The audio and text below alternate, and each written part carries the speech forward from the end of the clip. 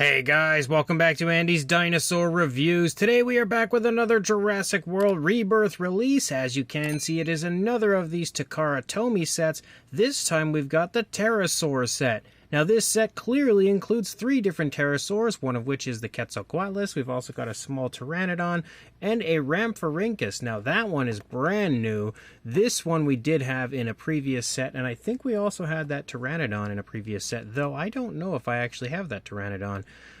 It's like a really small version. There was a larger version released at one point, but I don't know if I have that one.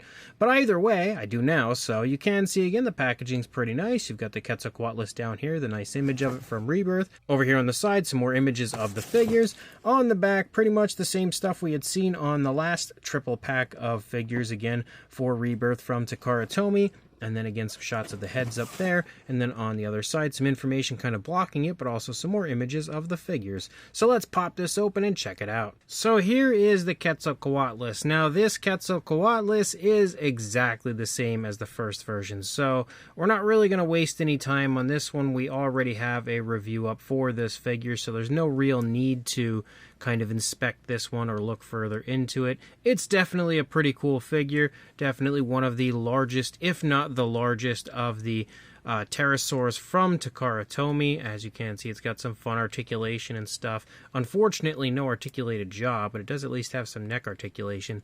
But there is a review up on my channel for this figure, just strictly for this one alone. So check out that review in either the Jurassic World Rebirth playlist or the Takara Tomy playlist. You will find a link to that one. But as far as the new figure, it is definitely the Rhamphorhynchus, and that's weird because there was no Rhamphorhynchus in Rebirth, but it is what it is. I think they would have been better off making like an Anurognathus or something like that, because we did actually see that one in there, even though it would have been a really small figure, but that's okay. I'm welcome to a Rhamphorhynchus any day of the week. You can see as far as the figure goes, it does look pretty decent here in the face. Pretty much what you would expect from Takara Tomy. You've got like a reddish tone there at the end of the beak of our pterosaur. We can see the nostrils, some decent looking skin texture, but nothing overly impressive. Kind of looks like we've got just like really bumpy skin moving along the back, or maybe slightly pycnofiber-ish. I don't know for sure. We do have, I think, yep, there we go, an articulated jaw, so we can get that mouth open nice and wide. The teeth are super rounded, very Schleich-like, or very Takara Tomy-like, because they often have teeth like that. We can see the eye is painted with a red, given a black pupil.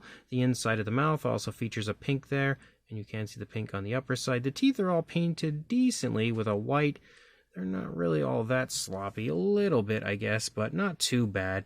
Pretty much what you would expect for a Takara Tomy Rhamphorhynchus. Sadly, though, the teeth don't interlock very well, which, you know, the Mattel version did. But as you move back, you have that light green for the lower jaw that quickly disappears, and then we have a darker green for the primary body of the pterosaur. I definitely see pycnofibers as you move out here along the arm, basically leading into the wing. You can really see pycnofibers there. So I guess that confirms that there is at least some pycnofibers on the figure. We've got the fingers out here. No paintwork for the claws, sadly, but the fingers look pretty good as far as the sculpt goes. Leading out further, you have the legs as you lead down. They look pretty good. You also have a nice long tail for our pterosaur, with a nice tip for the tail, as well as a nice curve as you lead out, giving it that flying look. Leading into the wings, you do have some nice articulation here. The wings can go down really far, actually. They can also go up pretty high, so you can get some pretty cool flying poses for the pterosaur. You can also bend the wings in and then stretch them out. They can stretch all the way around if you want them to, so he can hide his face, I guess.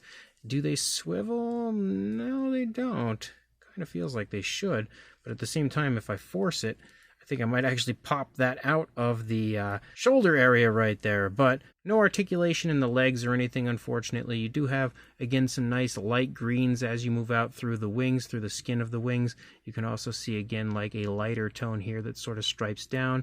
A little bit of pycnofibers moving along this area as well. And you see the same thing over here. The undersides of the wings are basically just like kind of like that light greenish tone, and that's about it, but there is some decent texturing and everything in that area. It's definitely not the greatest figure in the world, but it's okay for what it is. The wings are also very thick, like the skin of the wings you could see is really quite thick compared to what I'm used to, like with the Mattel Pterosaurs. But it's alright for what it is. Still a fun new addition, new species to the line. And then we have this really tiny Pteranodon, which doesn't really have a whole lot going on with it. You can see we've got the head sculpted out decently. The crest is really quite small. The eyes are painted with a yellow and a black pupil and are surprisingly well painted considering how tiny they are. You also have a dark blue for the primary body color, but you have like a kind of like a maroon there for the crest, and you see more of that tone picking up here in the wings, just in two different areas, and of course the same thing on the underside. But other than that, you don't see any other variation of color up here on the top of the pterosaur. The detail does look pretty decent though. As you move through the wings, you can see all sorts of skin texture as well as veins and stuff out here in the wings. You do have the ability to swivel the wings here. You kind of go up and down a little bit, but there's not much in the way of articulation for this one. You do have a lighter tone moving along the underside that moves through the chest and basically ends in the lower part of the stomach. Pretty much the same style of coloration, same style of sculpt for the underside of the wings. And again, you see the same thing over here. The eyes, again, surprisingly well painted right there. But overall, there's not a whole lot for this one. And it's very small. Like when you look at it next to even the Rhamphorhynchus, like clearly these two don't match up as far as accurate sizes go. And when you bring in the Quetzalcoatlus, it is a massive difference in size, but still pretty cool pterosaurs. As far as sizes go, for a length on the wingspan of the Rhamphorhynchus, you are looking at about 6.5 inches, or I'd say about 16.5 centimeters. And then for a length on the body from the snout to the tail, about 3.5 inches or 9 centimeters. Then for the tiny little Pteranodon, about 4.25 inches or 11 centimeters in wingspan.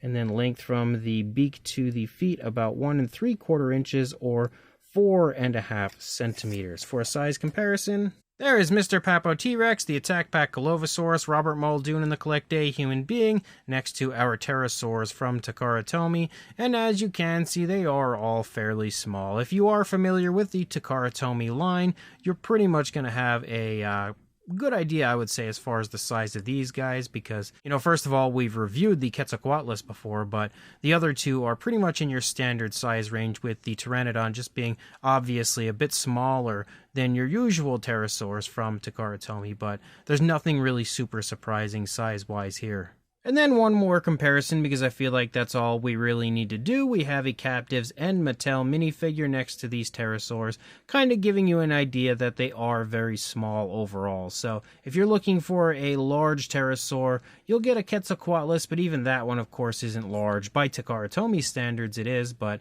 nothing in this set is particularly huge either way. So this Jurassic World Rebirth triple pack of pterosaurs from Takara Tomy is pretty cool, but it's nowhere near as fun as the first set with the Spino and Aqualops.